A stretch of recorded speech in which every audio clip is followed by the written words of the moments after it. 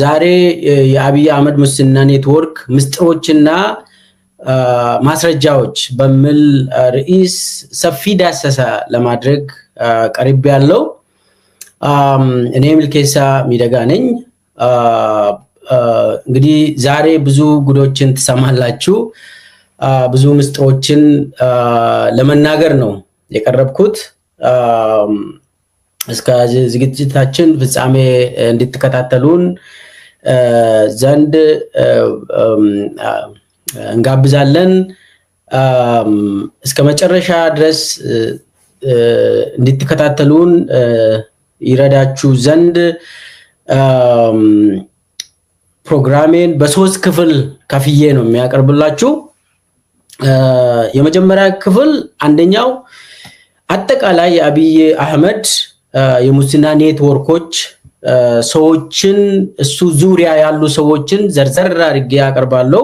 እነማን ናቸው እነዚህ የሱ የሙስና ሰንሰለቶች የሚባሉት ከቤተ መንግስት ጀምሮ እስከ ታች ድረስ እንዴት ይወርዳል የሚለውን አንድ በአንድ ክፍል አንድ ውስጥ ዳሰሳ አረጋለሁ።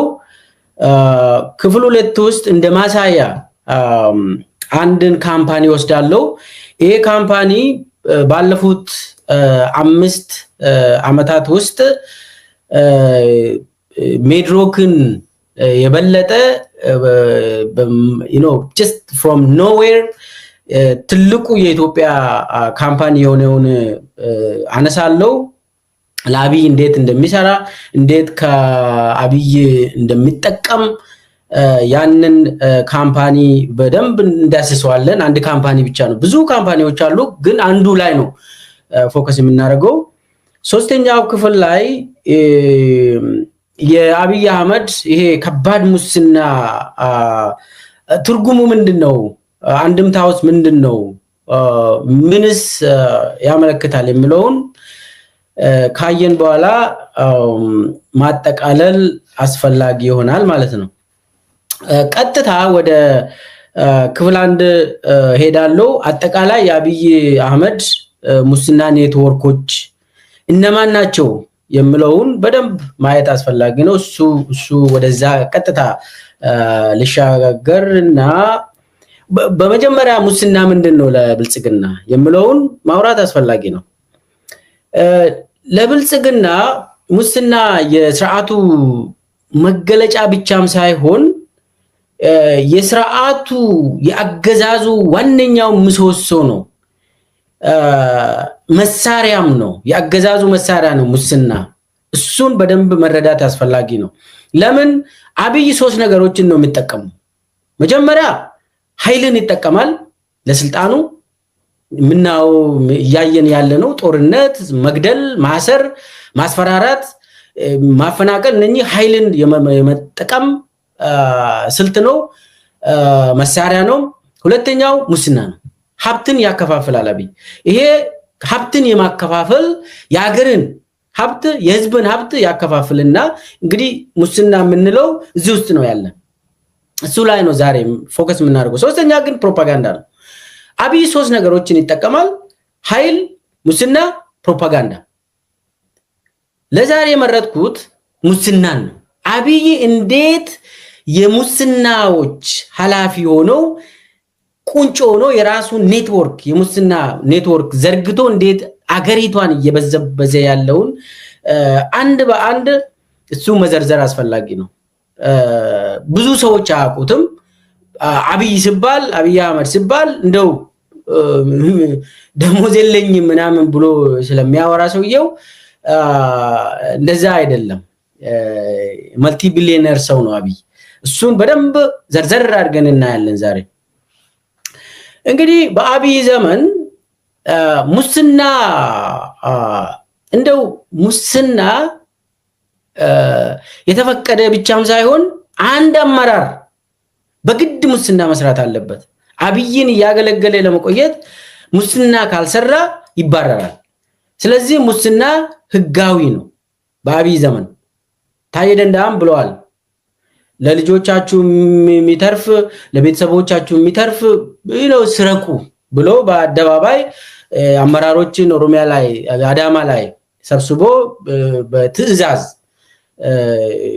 እንደተሰጠ እሱ ያው ግልጽ ነው አልደግምም ግን ዋነኛው ዘራፊ አብይ አህመድ እንደሆነ ብዙ ሰዎች ይሄንን አይረዱም ስለዚህ አብይ እንዴት እየዘረፈ ነው የሱ ኔትወርኮች እነማን ናቸው ከቤተ መንግስት ጀምሮ የትኞቹ ካምፓኒዎች ናቸው የአብይ ካምፓኒዎቹስ እንዴት የመንግስትን ሀብት ይዘርፋሉ እነኚህን እንዳስሳለን እሱ ብቻም ሳይሆን የገበሬ መሬት እንዴት እየተዘረፈ ያለውን በተለይ አዲስ አበባ ውስጥና አዲስ አበባ ዙሪያ እሱንም እናነሳለን አዲስ አበባ ማከል ነዋሪዎች እየተፈናቀሉ ነው ይሄ መሬት የማን ነው ማን ነው እየወሰደ ያለው የአብይ መሬት ነው እሱንም አንድ በአንድ እናነሳዋለን ስለዚህ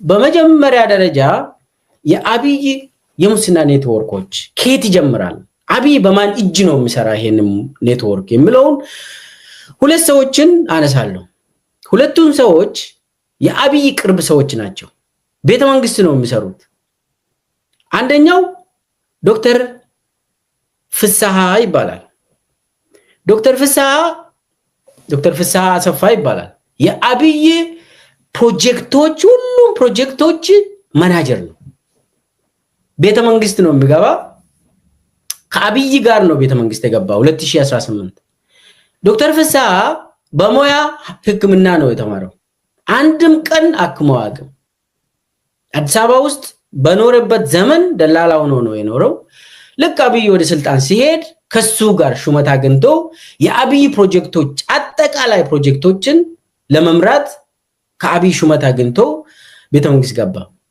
ዶክተር ፍስሐ ብዙ ጊዜ አይታይም ቴሌቪዥን ላይ አታዩትም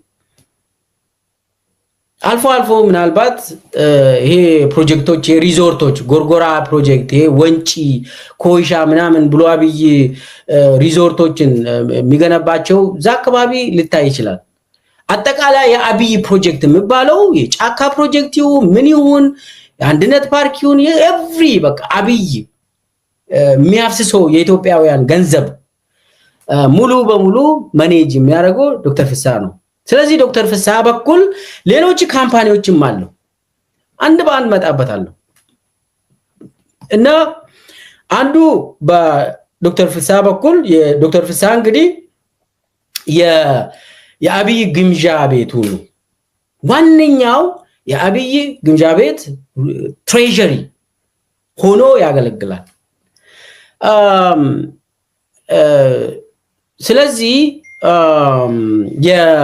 ከዛ ቀጥሎ ቶፊቅ ነው ቶፊቅ የአብይ ፐርሰናል ሴኩሪቲ ማለት ነው ቶፊቅ አህመድ የጅማ ሰው ነው ድሮ የባዱላ ሾፌር ነበር ከዛ አብይ ወስዶት አሁን የአብይ ፐርሰናል ሴኩሪቲ ነው ሙሉ በሙሉ ሪፐብሊካን ጋርድም እሱ ነው የሚያዘው የአብይ ዋነኛው ደህንነቱ ቤተ መንግስቱን የሚጠብቀው የሱ ሴኩሪቲን በተመለከተ የአብይ ሴኩሪቲን በተመለከተ ቶፊቅ አህመድ ነው ዋናው ተጠሪው ሁሉ ጊዜ ከአብይ ጎን አጣጡ እሱ አጣጡ ቶፊቅን እና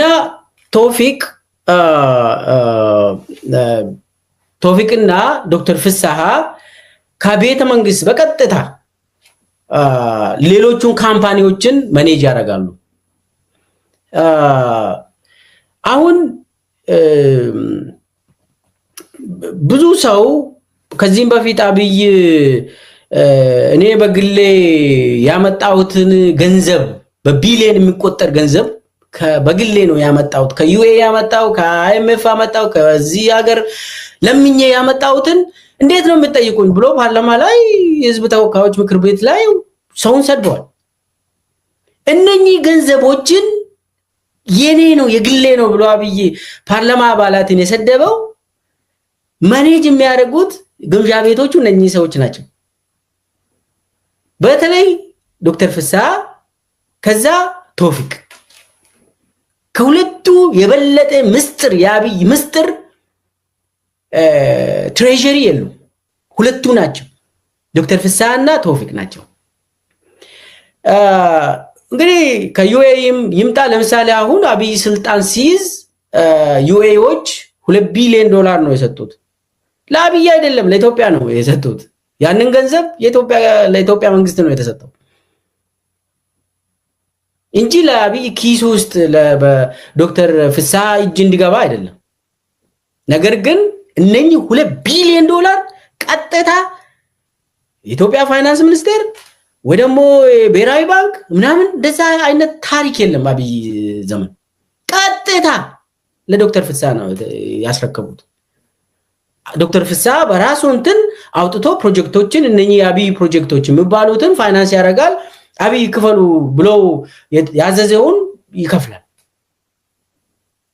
ከየትም የሚመጣ ገንዘብ ለኢትዮጵያ ነው የሚሰጠው እንጂ ለግለሰብ አይሰጥም ለአብይ አይሰጥም እና ይሄንን ካልኩኝ እነ ዶክተር ፍስሐ በነገራችን ላይ ዶክተር ፍስሐ ገንዘብን ብቻ አይደለም ለአብይ ማኔጅ የሚያደርገው ዛሬ የስልጣን አማላጅ ነው ዶክተር ፍስሐ ስልጣን ለማግኘት ከአብይ ወረቀት የሹመት ወረቀት ለመቀበል ዶክተር ፍስሐ ጋር ትሄዳለ ዶክተር ፍስሐ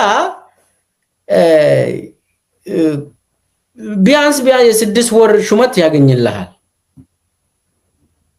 አጣለም አብይ ጋር ገብቶ እንደው ከሌን እዚህ ቦታ ሹም ብለው ለአንድ አመትም ትሁን የሆነ ስልጣን ያመቻቻል ዶክተር ፍስሐ ብቻም ሳይሆን አሁን ዳንኤል ክብረትም አማላጅ ነው የስልጣን አማላጅ ሆኖ እየሰራ ነው ስልጣን ለማግኘት ዳንኤል ክብረት ጋር ትሄድና ዳንኤል ክብረት ሆይ እንደው አለቃ እንዲሾም አርግ እና የሆነ ስራ ስራልን በቃ